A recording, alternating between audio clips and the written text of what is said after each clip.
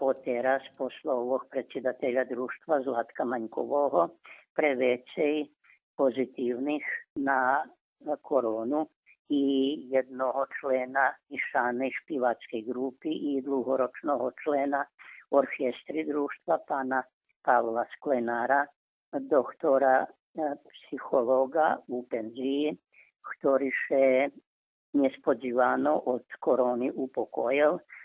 Robota u društve ešte masovnejšie nebude pestovana.